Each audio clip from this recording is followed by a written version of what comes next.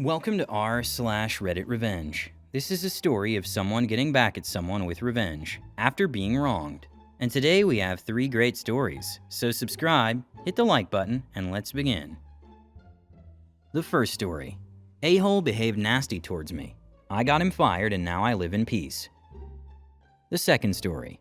High school failure turns the tables on an abusive uncle, orchestrating a series of events that strip him of his business, marriage, kids, and freedom. The third story. Patient fights back against a shady medical debt collector who wrongfully sent their ambulance bill to collections, leading to a showdown that reveals the collector's deceitful practices. On to the first story.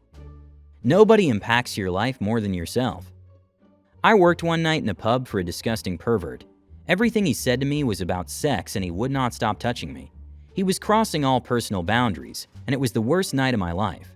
For about a week after, I was really depressed and felt bad and kept feeling his disgusting, flabby and sweaty neck on my shoulder, because at one point he rested his chin on my shoulder while I was reading. I think many people in my position would have just moved on.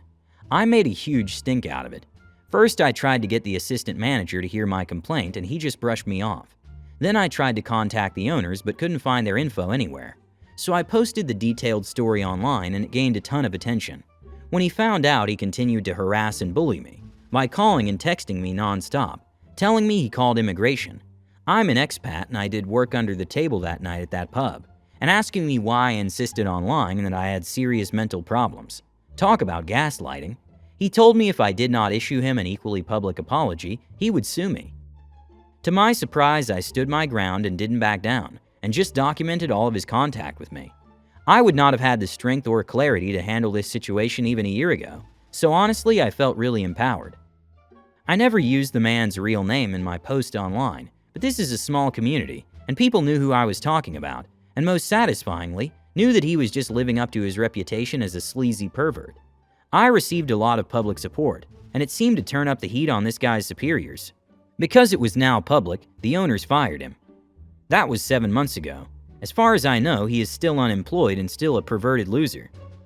The second story is, Uncle made fun of me for not graduating high school and called my mom a W, so I took away his business, marriage, kids, and freedom.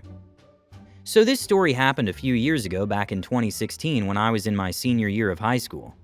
I will start with some infos about the victim of this story, or in better terms, the a-hole that got what he deserved in the end.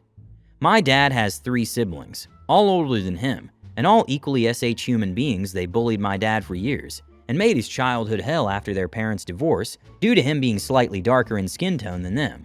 Grandma is white, Grandpa is brown-skinned. They were abusive, racist Fs, and the worst of them was my older uncle, which he was a big bully and a snob that saw himself better than anyone else. All the bullying and the bad treatment effed up my dad mentally so much that he became a raging alcoholic, which made my life a living hell as a result, till I moved out 2 years ago, and caused me many traumas that I'm still dealing with to this day. Anyways, in my country, the most important year in your life is your last high school year. It ends with a nationwide exam that determines if you even can go to university or not, and the success rate in this exam is fairly low. Basically, if you fail, it's either you drop out and move to low-paying jobs that will never amount to anything due to our country's bad and declining economic state, or you just keep repeating till you get your degree and go to a university that you don't even want to be in. But at least it's a safety net that can get you out of the country, hopefully, one day. Things did not go well for me due to family issues, and me having undiagnosed ADHD at the time that was causing me a lot of academic problems, at the time without me knowing the cause, which in turn gave me some sort of depression. Goes without saying that year ended up in me failing, and due to the importance of that exam, people saw it as a shame and kind of a big letdown. Needless to say, due to the long introduction, my family never had a relationship with my uncles. Especially that they looked down on us due to my father being an alcoholic, and us being dirt poor, which made them think less of us. Bear in mind they stole all what my dad inherited from his father, including a house and a piece of land, that could have lifted us at least to a mid-class level. Lo and behold, my big uncle, that I last saw him when I was 7, came to visit us 3 days after the failing of my diploma. I already did not like the guy after all the stories that I heard about him, and his visit felt weird, like he had no business being around us at all. And somehow he came uninvited. My mom sat him down and started making the usual small talk, and then she called me saying that he wanted to say hi. I went and the conversation went as follows. Uncle, oh, look how much you've grown up. It's been a while since I've seen you. You look just like your dad. The apple doesn't fall far from the tree after all. Even in terms of being a successful person, you're following in his footsteps." Letting after that the most loud and sarcastic evil laugh ever. Me: "What do you mean by this?" Uncle: "Well, I heard you failed your high school. Guess this branch of the family is bound to be the loser side." Me: "I guess you better shut your mouth and F off. No one wants you here anyways."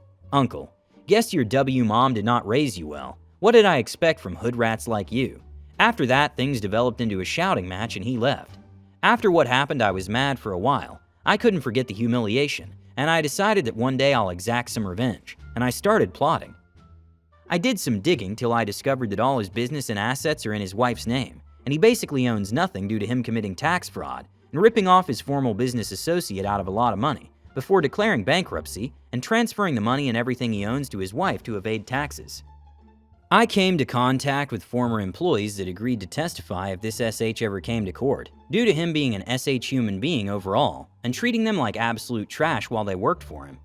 Move forward a few months and trust me, Reddit, I made this account just to tell this story, because what happened later was basically a gift from the gods that helped this story go from ProRevenge to nuclear real quick. I couldn't even hope for a better outcome than this. He came to our house again to speak to my dad because he wanted to make a golden custom ring for his daughter in her 10th birthday. My dad is a jeweler. While he's in our house, he called out for me asking for a phone charger because his phone is dying, and at that moment I almost jumped from glee. It's my chance to get his phone and dig around. Maybe I can find any documents or emails that can be used later in the police case I was assembling against him. I told him I don't have a brick, but I can charge his phone with a cable from my laptop. Him not knowing any better like the boomer he is, he gave me the phone without batting an eye. His phone had a passcode and asking for it was too suspicious, so my plan to check his email went down the drain. But still, I removed his SD card and put it in my laptop, and copied all his files, charged his phone, and gave it back. He eventually left and boom, locked my room and started to check all the files. I found nothing at all, but as soon as I was giving up, I found a well-hidden file with a few videos on it, and then I struck gold. A full-blown tape of him with another woman, with his face fully available, clear as daylight, and was literally singing to myself from excitement. The Revenge. For a few weeks I made a Facebook account, made it look like it's his mistress's account, made a bunch of other accounts that looked like friends and family commenting and interacting with her. After that, I added his wife and texted her saying that I'm her husband's mistress. She did not believe me at first until I gave her too much personal info that I knew about him from her to keep not believing me. Told her that he lied and said they were divorced and promised me marriage. She requested to talk to me on the phone, made a female friend help out by lending me her voice. She was destroyed and I sent her the tape as proof. After that, she filed for divorce immediately and sued him for infidelity, which lost him custody and visitation rights for his girls. She took everything from him, even the house, and all his money and assets that they were in her name. Overnight, he became homeless with 0 pennies to his name, but that was not enough for me. I met up with his former business partner through a former employer, who especially hated my uncle's guts, and told him everything, and that the employees are willing to testify against him in court, and he agreed to filing a lawsuit. The cherry on the top came when his ex-wife testified that he threatened her safety, and her kids' safety if she did not let him put the assets on her name by force, and she literally pulled out phone recordings that she had of him being abusive, and him saying that he'll threaten them all if she did not let him basically use her as a tax evasion tool, and that she was scared to use these due to her fear for her children's safety. Due to their previous divorce case, the judge needed to hear no more. That man got hit by 15 years in jail so fast that he couldn't even comprehend what happened before he was on his way to the slammer. He will never see his family again. He will never have his fortune back. Just to rub some more insult to injury, I visited him a year ago and I just said one sentence. "This would have never happened if you just did not call me a loser," and left. The look on his face while he pieced everything together almost cured my depression. I never told my involvement in this story to a soul except my little sister, my female friend that helped me, and now you, Reddit, but I had to make him know just to be able to finally sleep at night. The last story is, shady medical debt collector gets caught with their pants down. A few years ago, pre-Rona, I had a serious medical incident. Not going into too many details, but I wound up spending a few months recovering in the hospital in the largest city near where I was living at the time. This was 3 to 4 hours drive from my hometown. At the end of my stay in the major hospital, we decided I would be transferred to a physical rehab hospital in my hometown for further recovery and PT. This meant I needed an ambulance transfer back home. We got the arrangements made with a national ambulance company, and the day of the transfer was smooth. Nothing I needed to worry about, or so I thought. Fast forward about 6 months. I've recovered and have returned to work at the same employer and suddenly started getting collections letters concerning my ambulance ride. I call my insurance company to ask what the heck, and they have no record of that trip ever being submitted for payment. They see where the first hospital was billing, then boom, the rehab hospital starts billing. Nothing in between. I call the ambulance company and talk with their customer support and inquire what the heck is the deal with going straight to collections instead of submitting it to my insurance. They claim they did that I must have ignored the bill. Spoiler alert, I'm on an HDHP, meaning once I hit a certain out-of-pocket dollar amount, my insurance pays 100%. I don't even see the bill unless I log into the app and look at my charges. I explain this and the rep is very dismissive that such a thing exists. I direct them to recall my account from collections and to submit the claim to my insurance, as they should have done in the first place. 3 months later, I am still getting letters and harassing phone calls are now coming in at all hours. I contact my insurance and explain the situation, and how I had tried to resolve this 3 months ago, but they're being extremely shady. I offered a 3-way call the Ambo company again, and the insurance rep who I got the sense was really looking forward to stomping a shady provider was totally up for it, and even had their supervisor come on the line as backup.